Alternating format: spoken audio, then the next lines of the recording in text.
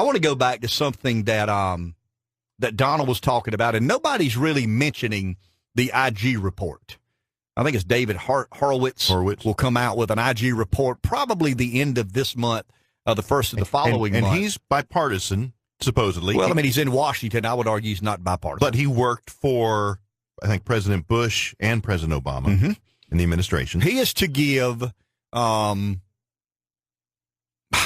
the least biased account that we think we'll get in regards to what happened and what didn't happen, who's responsible, where does this end up, how far up the food chain does it go. But I've always had, and I think I've told our listeners, I've always had the suspicion of Jim Comey. I've always been real suspicious of Comey. He tweets about his deep religion and his faith and how, everybody else is weasels and spineless and, you got to keep your eye on everybody else. And I've always been suspicious of anybody that sure of their own morals and ethics.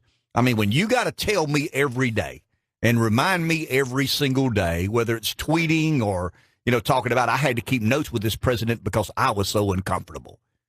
I mean, the gall of a man, the gall of a man to bump into somebody one day as American president and believe that you got to watch this guy. You don't have to watch me because I'm beyond reproach. Why? Because the Washington Post has told me for 10 years I'm beyond reproach. The New York Times has told me for 10 years that I'm beyond reproach. I hope Comey gets nailed. Because I think he's a piece of you-know-what. I think he speaks one thing and says one thing and tries to carry himself in one way, and I think he's a creature of Washington. I think his priority is and always has been looking after his fellow bureaucrat, looking after his fellow deep stater. That's his objective. That's his modus operandi. And I think you're beginning to see some unraveling of that. Now, is Comey a decent guy? Probably. I'm sure he coached Little League Baseball. I'm sure he may have even taught Sunday school for a year or two. But his priority is and always has been securing and keeping in place this permanent bureaucracy that certain people have taken great advantage of and control over. I call them the self-appointed masters of the universe. That's kind of the way I talk about these people.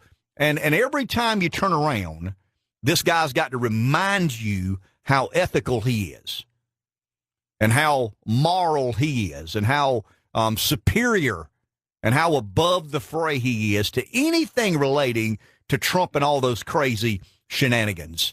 And once again, I've always been real suspicious of people who have to tell me every day. Alec keeps up with Twitter. You should read some of Jim Comey's tweets over the past couple of weeks. They're like photos with quotes on it. With the water running downstream and talking about the serenity of a man at peace and the confusion that other people have to deal with when they start traveling down the road. Well, if this most recent Grassley-Graham memo is accurate, Comey allowed the FBI to seek a FISA warrant on opposition research that he knew was paid for by the Clinton campaign, and he felt it was okay to not tell the intelligence judge that this is opposition research paid by the Clinton campaign. I mean, if that's the kind of guy you want running the FBI, then good for you. There's a sanctimonious, crusading element about Jim Comey that I don't trust as far as I can throw him. And he's 6'8", about 240, so you probably can't throw him real far. But think about that. This is the guy tweeting the serenity of life and the values of ethics and morals, but we're beginning to believe and have fairly credible evidence that this is the FBI director that allowed his team to go to an intelligence judge. Comey knew it. The FBI knew it. They knew that the majority of the information they had was paid for by the Clinton campaign. And Comey's saying that the reason they allowed this to proceed was because Steele was credible one time before.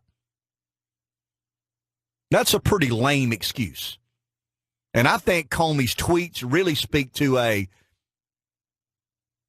an introspection he's dealing with now, knowing that the truth is inevitable. That sooner or later we're going to find out that he was a part of a team of people, part of a deep state that wanted to rid and purge that system of that universe of somebody as disgusting, as disdainful as Donald Trump. None of this would have ever seen the light of day if she had won.